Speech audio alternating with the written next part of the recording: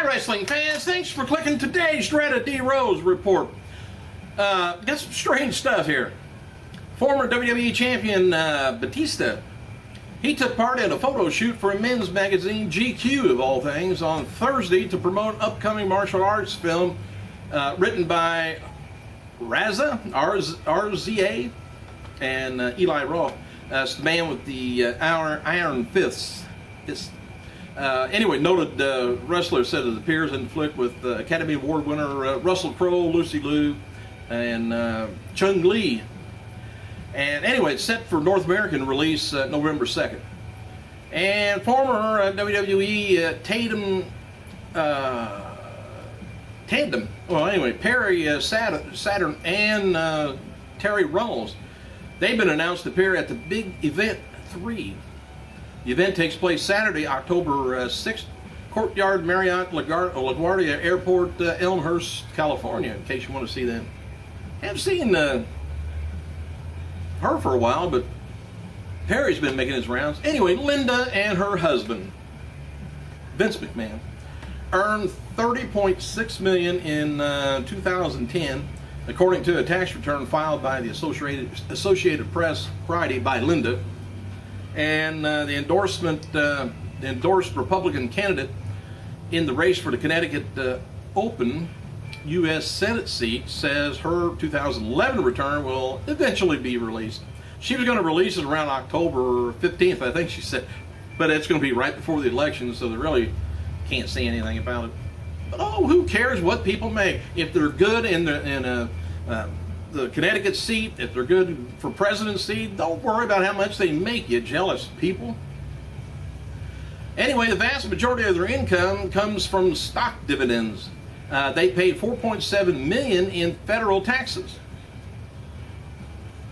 And they pay a lot of people, so let's just tax the crap out of the people that make big money like that so they can't even afford to pay us peons that work for them.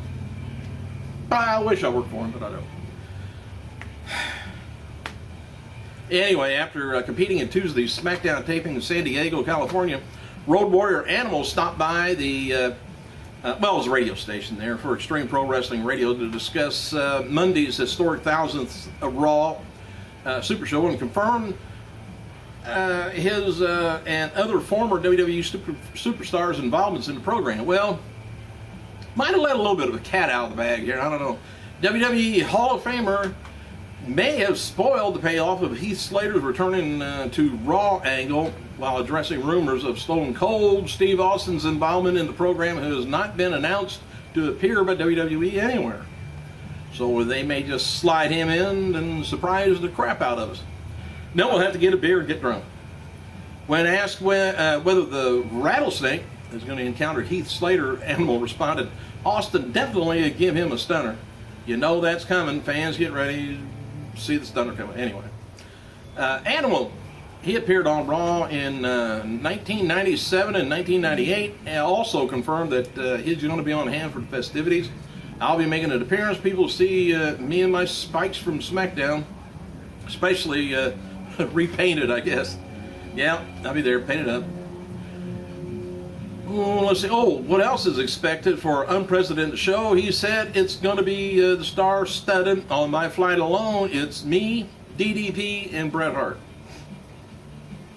Women's wrestling champion Tennille Taylor, she reported to developmental this past week and signed with WWE last year, but injury kept her out of FCW. Taylor, by the way, was trained by Lance Storm.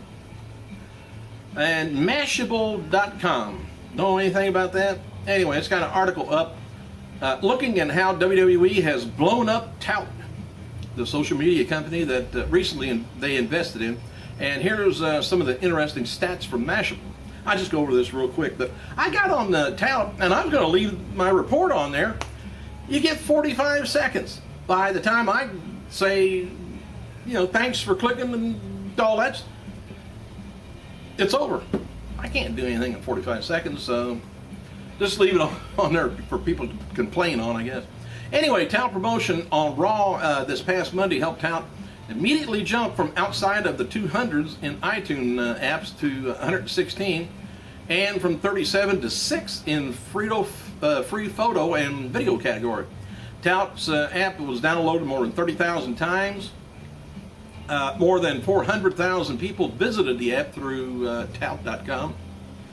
More than 1 million Tout posts were reviewed during their and after Raw. More than 12,000 updates and replies on their posting. And Paul Heyman, by the way, is confirmed for this week's 1000th show with Brock. Fans online aren't the only ones taking notice that Heath Slater lately. Word that WWE officials is impressed by Slater's recent work and returning with the Legends. He's done a good job putting them over. Mick Foley, he wrapped up another comedy show in Long Island last night, and this time WWE cameras, they were rolling. Sounds like WWE is going to be making and working with Foley on another project. Foley wrote the following.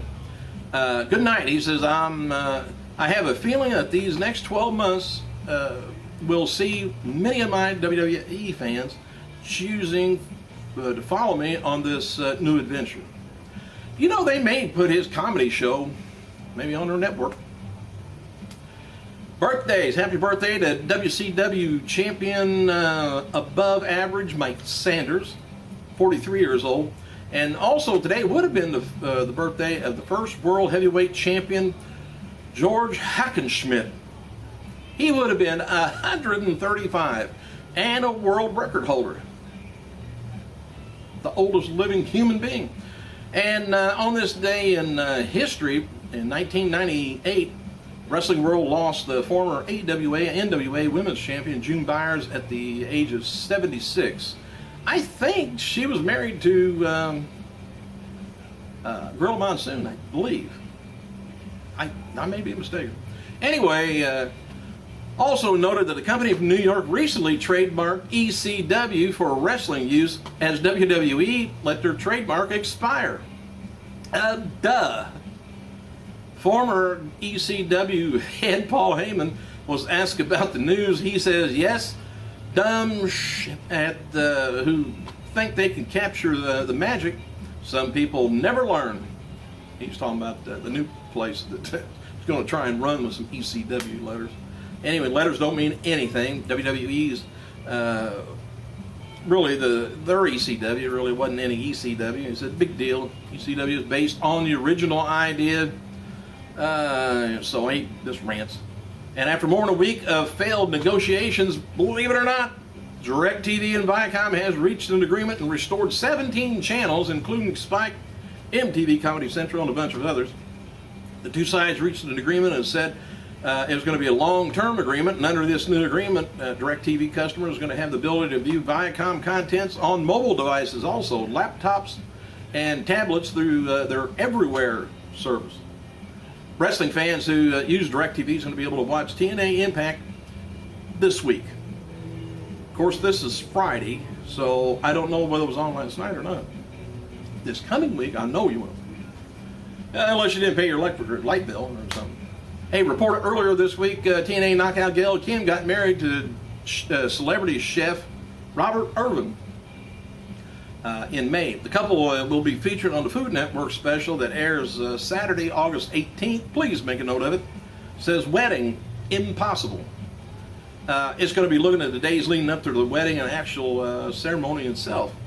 Kurt Angle, he's going to be teaming up with Jeff Jarrett for the AAA August 5th Triple Mania event, Mexico City, Mexico. Karen Jarrett is booked as manager, and they will face L.A. Park and Electroshock. Speaking of Angle, TMZ reported that he invited TV star Snooki to his wedding, but she declined because she had other commitments. I got better things to do. Angle apparently friends with Snooki and fiance Johnny. Snooki was looking to train with Kurt earlier this year, but never worked out. Somebody else was too busy. First ever TNA Hall of Fame is going to be taking place Saturday, October 13th, the night before Bound for Glory pay-per-view at the Hilton Point Resort. Probably, I don't know what's down in Florida or Tennessee. One or the other. TNA is talking about having ceremonies live on TV. We'll see. Former WCW star, The Stroke, wrote the following about WWE's latest signing, KC McKnight. Says, congratulations to one of my finest students. McKnight signed a contract recently. Proud of him. He's going to be working, hard in the U.S. and Canada. So much heart and dedication. Blah blah blah. Hey, also WWE champion Santino Marella. He and champion Layla will be appearing at the Cricket Store, Broadway, Lexington, Kentucky, July 28th. It looks like 3 p.m. to 5.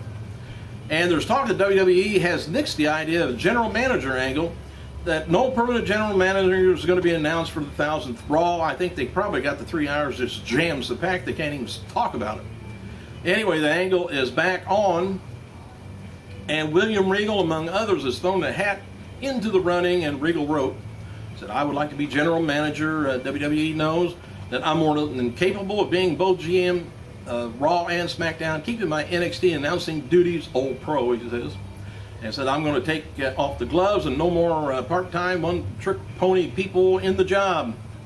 Says Regal for GM. Now, I thought, if I remember right, wasn't he GM one other time? I was thinking he was. But he'd be a good one, but for the 1000th show, they ain't going to have one. Which is okay. More than enough people to go around. Hey, thanks for clicking, you guys. I got to go.